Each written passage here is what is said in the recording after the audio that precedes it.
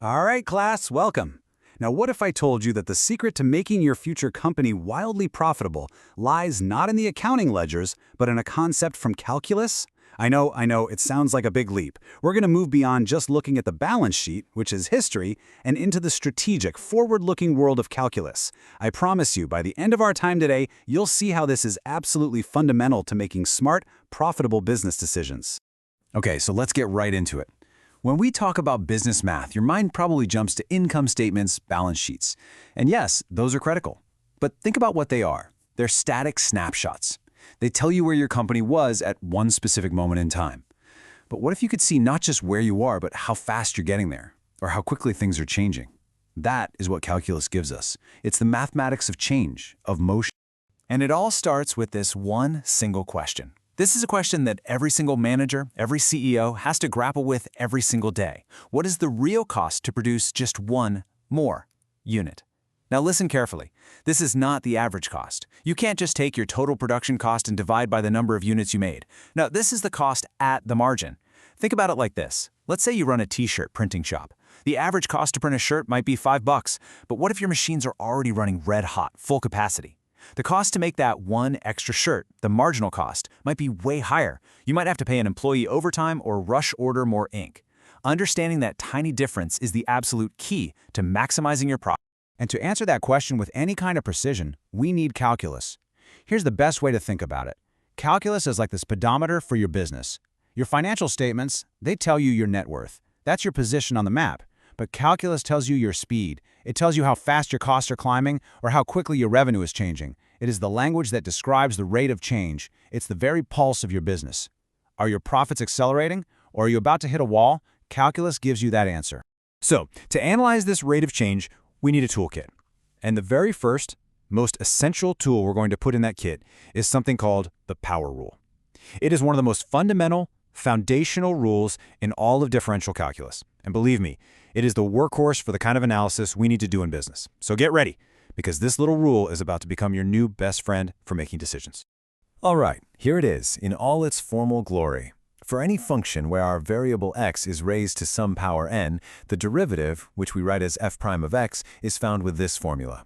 Now, I know that notation can look a little intimidating at first glance, but please do not just memorize it. Let's actually break down what's happening here mechanically, step by step, so you understand the logic behind it. I promise, it is way, way easier than it looks. It really is just a simple two-step dance. That's it. First, you take the original exponent, that little n, and you bring it down to the front of the variable. It now becomes a multiplier. That's step one. Second, you go back to the original exponent and you simply subtract 1 from it to create the new exponent. That's the entire process. 2 steps. Multiply by the power, then reduce the power by 1. That's the beauty of the power rule. So let's walk through a nice, clean example. Let's say our function is f of x equals x to the 5th power. Okay. Step 1, we identify our exponent, our n. In this case, it's 5. Easy enough. Step 2, we bring that 5 down to the front to multiply. Now this is a point where a lot of people make a tiny mistake. They stop here. But you can't forget step 3, you must subtract 1 from that original exponent. So 5 minus 1 gives us our new exponent, which is 4. And finally, step 4, we put it all together. The derivative, f prime of x, is 5x to the 4th power. See? It's a simple, repeatable recipe. You're all doing calculus right now. Excellent. So now that we've got the mechanics down, let's actually put this tool to work. Knowing the math in the abstract is one thing, but its real value, its true power, is in how we apply it. So now for the fun part. Let's build out a realistic business scenario that I guarantee you will encounter in your careers. Okay, here we have a classic total cost function. Let's say C of x represents the total cost, in dollars, to produce x number of widgets. Let's make widgets. Now, notice this function has 2 distinct parts. That 5,000, that's our fixed cost. Think of this as your factory rent, your insurance, the salaries of your office staff. It's the cost you have to pay no matter what, even if you produce 0 widgets. The other part, the 0.3x squared, that's your variable cost. It depends directly on x, your level of production. And that little squared term, that's important. It suggests that our costs don't just go up, they go up at an accelerating rate as we produce more. Maybe that's due to overtime pay or increased maintenance on the machines. So picture this. Your boss walks into your office. She's got the latest production numbers, and she asks you, what's our marginal cost right now? As a sharp business student armed with calculus, you know exactly what she's asking. Marginal cost is just the business term for the derivative of the total cost function. She wants to know the instantaneous rate of change of your costs. She's asking for C' of x, and you know exactly how to find it. Let's apply our rule. We focus on that variable cost term, 0.3x squared. Our exponent n is 2, so we bring that 2 down and multiply it by the coefficient that's already there, 0.3. So 2 times 0.3 gives us 0.6. Then we subtract 1 from the exponent, so x squared becomes x to the power of 1, which we just write as x. So the derivative of that term is 0.6x. Now, what about the 5,000, our fixed cost? Well, the derivative of any constant is always 0. Why? Think about it logically. A constant, by definition, does not change. Your rent is $5,000 whether you make 10 widgets or 10,000 widgets. Its rate of change is 0. If you graphed it, it would just be a flat horizontal line, and the slope of a flat line is always 0. So our final marginal cost function is simply C' of x equals 0.6x. And just like that, you've created an incredibly powerful tool for decision-making. This is the crucial leap. We took a function that only told us our total cost, a big cumulative number, and we derived a brand new function that gives us this powerful predictive insight. This simple little equation, C' of x equals 0.6x, it's a dynamic tool. You could almost think of it like a crystal ball for our production costs. We can plug in any production level x, and it will tell us, with amazing accuracy, what it will cost to make just one more.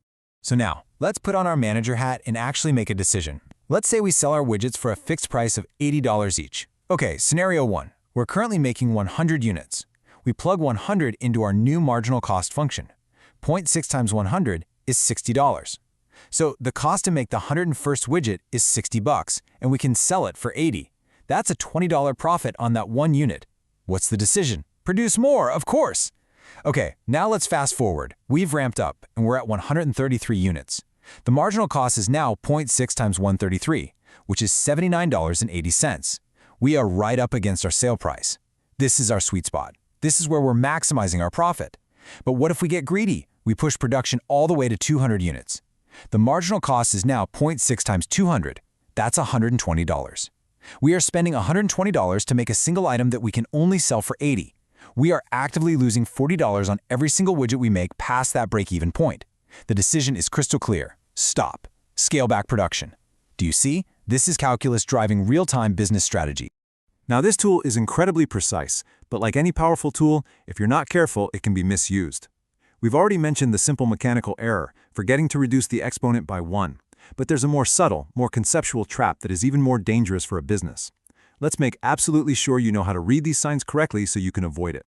So here is the big conceptual pitfall, confusing overall profitability with marginal profitability. Let's go back to our example. At 200 units, is it possible the company is still profitable overall? Absolutely. You might look at the end of quarter report and see black ink.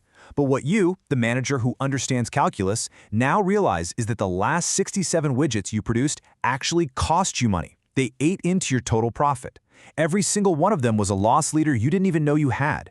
Making decisions based on average cost or total profit, it's like driving your car while only looking in the rearview mirror. You must always, always make your next decision by looking forward at the margin. Okay, so let's bring this all home. Let's tie this all together.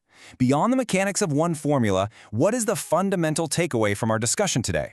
What's the one thing I want you to remember from all of this when you walk into your first big strategy meeting? The crucial point is this. The power rule is not just some piece of mathematical trivia. It is a strategic superpower. It takes static, historical cost data, that rearview mirror, and it transforms it into a predictive engine. It's your speedometer and your GPS for your business. It is the absolute foundation of marginal analysis, which is the very heart of both microeconomics and modern business strategy. It allows you to pinpoint the exact level of production that will maximize your profits by giving you a clear, data-driven answer to that constant, critical question, should we do one more? This is the difference between guessing and knowing. It's the difference between reacting to the market and leading it. And I will leave you with this final thought to chew on.